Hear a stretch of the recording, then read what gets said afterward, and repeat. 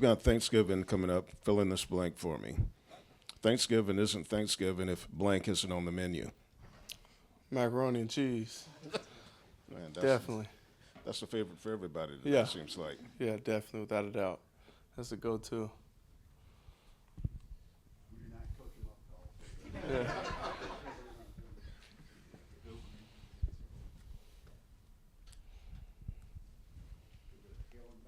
Then what's number 2 on the plate after macaroni? Honestly, I mean, I probably my mom's deviled eggs. I love them. Cornbread, mashed potato. My whole plate, really. Cornbread, mashed potatoes, mac and cheese, turkey, ham, maybe some stuffing. That's about it. I might throw some greens in there if I'm feeling healthy, maybe. So, I think you need 2 plates with all that. Oh, without a doubt. Yeah. 2 that's a starting, but yeah, that's a starting. Thinking back to last year and winning this game, how much did that mean to just you being a guy who's grown up in this area and been pretty close to the program? Yeah, it was huge. I mean, something that we hadn't done in a little while, and so something I could just kind of bring home, bragging rights, do for Columbia and just everything like that. So it was a great moment last year. Spencer was saying how you kind of have to take the emotion out of this game in order to execute, but how difficult is it to actually do that when there is so much of emotion involved in this rivalry? Honestly, for me personally, it's not that hard. After kind of realizing, oh, it's rival week, okay, yeah. After that, it's kind of just the same. We're not switching anything up. We're doing our same routine. We're just being ourselves, focusing on ourselves, focusing on the game plan, and just kind of locking in on that. And so the idea of who we're playing and all this stuff, it really doesn't come into our heads that often just because that's how we're doing it. What's it like for you to see real up close how frustrating it is for an opposing quarterback to get with that noise at Williams-Brice, and maybe even particularly during a night game? Oh, no, it's amazing. I mean, when you're sitting back there and you hear the student section and all the fans all around and they're just going crazy, and you can visually see opponents flustered or they're looking around, they're confused, or they're confused on the play call or anything like that. It kind of just feels like you have an extra man out there. You know, you have an advantage. And so when you have an advantage in these games, it means so much. So it's a great feeling knowing you have so many people, the crowd behind you, got your back, helping us out as well. It feels great. Marcellus and Tonko were both in here earlier saying they remember how calm the sideline was last year, even down 14-0 early in this game. What do you remember about that? And is that a kind of a trait for this program, just kind of staying calm in game?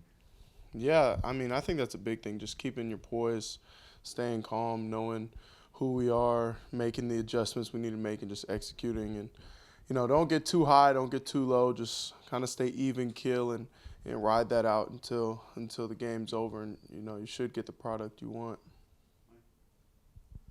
Boogie, I know you'll probably just say it's another game. I know you guys try to downplay it, but you're a local guy. I mean, you grew up here. You understand how big this rivalry is. You probably have heard about it year-round, going back to the days when you played for Eric Kimbrey at Hammond. What does this game mean to you, especially as someone that has took part in this game over the last couple of years, and you're going to have a chance to be able to do it under the lights, and it's going to be obviously even more special as you guys try to punch your ticket for bowl eligibility? Yeah, I mean, obviously it is just another game, but I think it's you know, it's going to be fun. It's going to be a good challenge, and I also just think it's great for Columbia. You know, it's going to have everybody out, pack the stadium, exciting night, fun night. So hopefully we can kind of just bring it home and do what we do. But you know, I have been here. I know how people get. I've lived through a lot of the games, and so I've been here. So it's definitely a meaningful day, you know, but at the end of the day, it is just another game. Just got to do what we do, practice the way we practice, prepare the same way, and just, you know, just stay us and be who we are.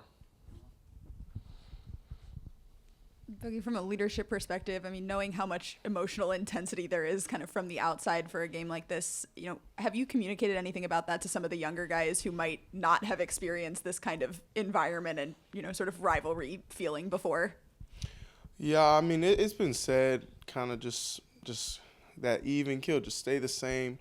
Don't get too high, don't get too low. It's one of those things where just play the way you've been playing. Do what you do. Don't let any of the outside factors or sources, noise, whatever get in, and just play your game. And everything will handle itself. Everything will fall in place. So, nobody's really kind of getting too amped up or juiced up or out of control. Everybody's kind of just on the same mindset and just focused. Yeah, Boogie, got two for you, man. Just one, the defense has really turned it around and stepped up their game over the last really 9 quarters of football. Just what has gone into that? And then two, Jordan had a big night the other night against Kentucky. What did it mean to you to see him shine under the lights, given what he went through last year? The defense, I think it's just one of those things, trusted our training, trusted each other. Sometimes you go through hardships and bad times. You just kind of got to keep going through it, keep pushing through it, and you'll kind of get to where you want to go through all that mud. And so that's kind of what we're doing, just keep going, keep believing, keep trusting, keep playing. And that's all that was. And we just all kind of bought in and kept buying in. And then with Stretch, I mean, it was amazing, really. A guy who's been through so much, so many hardships, so much adversity, seeing him to be able to do that, it was the whole sideline. We all were excited just because he deserves it so much. He's worked so hard, and he's been through so much. You never want to see anybody go through what he's gone through, especially in football or any sports, just injuries-wise. And so for him to be able to come back from that and have the night he did, it was amazing, really. You just mentioned being around this rivalry growing up. Do you have a memory, maybe the Steve Spurrier teams or anything growing up watching this game? Does one stick out to you?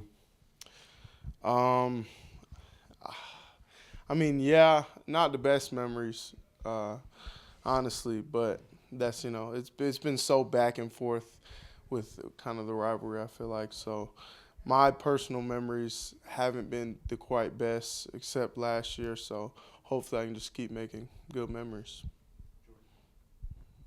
Can you explain why the 3-3-5 allows you guys to get more pressure on the quarterback and allows those blitzes to get home? Trying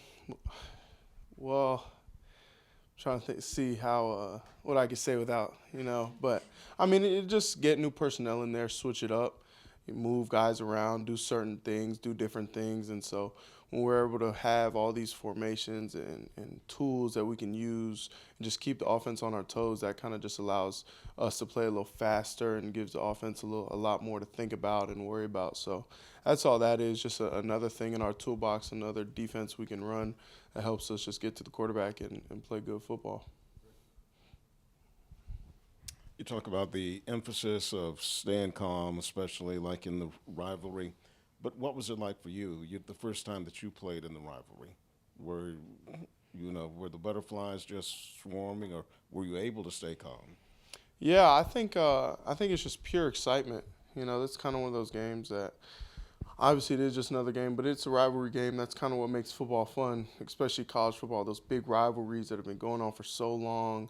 Everybody wants to see bragging rights, everything like that, and so. I was able to stay calm just because it was more of just an exciting, I was in the moment, I was flying around, but I also knew what the job had to be done. I knew what we had to do. So knowing that, it was able to keep me focused and locked in and on my P's and Q's in every which way. So knowing what we have to do kind of allows you to stay calm and focused. There's a lot of coaches or defensive coaches that might stick to their plan through thick and thin. Clayton White has kind of changed the scheme a little bit, put new personnel out there in the middle of the season. What does that say about him as a defensive coordinator and the ability of this program to shift at a moment's notice? Yeah, I mean, I think that goes for Coach White, all the assistant coaches, everybody in the building, especially on defense staff. They're just winners. They whatever needs to be done to win, I think they're going to try and implement that in our system, and whatever can help us make plays and do better as a defense, they're going to do it. Whether it's staying the same or adding new stuff, whatever gives us the best shot at playing well and winning football games, they're going to try and do that, and they're going to try and put us in that position. So that's really what I'd say. They're competitors. They want to win, and so by any means, at whatever cost kind of thing. Thank you.